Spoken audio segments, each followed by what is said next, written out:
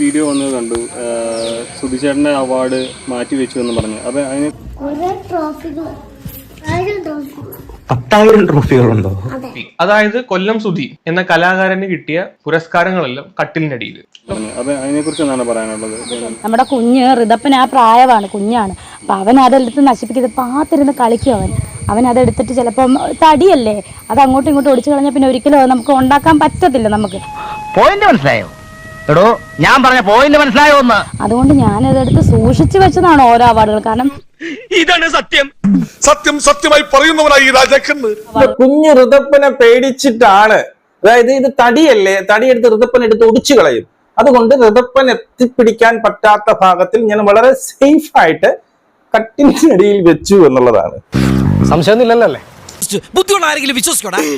അത് അങ്ങോട്ടും ഇങ്ങോട്ടും ഒടിച്ചു കളഞ്ഞാൽ പിന്നെ ഒരിക്കലും നമുക്ക് ഉണ്ടാക്കാൻ പറ്റത്തില്ല. നമുക്ക് അതുകൊണ്ട് ഞാനതെടുത്ത് സൂക്ഷിച്ചു വെച്ചതാണ് ഓരോ അവാർഡുകൾ. കാരണം ഞാൻ തെറ്റാണോ? പക്ഷെ ചെറിയൊരു പ്രശ്നമുണ്ട്. അതും കൂടെ നിങ്ങൾ കാണണം. അമ്മയ്ക്ക് കിട്ടിയ ട്രോഫിയെ പറ്റിയും കൂടെ അറിയണമല്ലോ, അതെവിടെ ഇരിക്കുന്നതെന്ന്.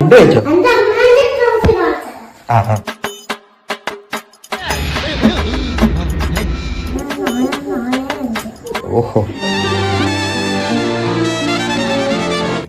അതും കയ്യിന്ന് പോയി.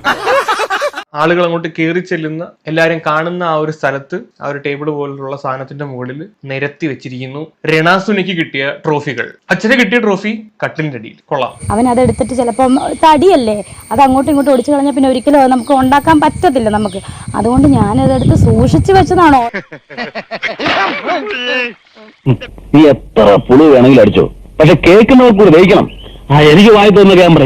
കമന്റ് ബോക്സിൽ വന്നേക്കുന്ന എന്താണ്, രേണുവിന്റെ അവാർഡ് എടുത്തിട്ട് മുകളിൽ വെച്ചു, സുധിച്ചേട്ടന്റെ അവാർഡ് എടുത്തിട്ട് കട്ടിലിന്റെ അടിയിൽ വെച്ച് ഒളിപ്പിച്ചു. ഒരു മാസം കൊണ്ടല്ലേ ഇത്ര ഒരു 5 അവാർഡ്. അതല്ല ഞാൻ ഇങ്ങനെ വരുമ്പോ അങ്ങനെ എടുത്ത് വെക്കുന്നതല്ലാതെ സൂക്ഷിച്ചു വെച്ചതല്ല.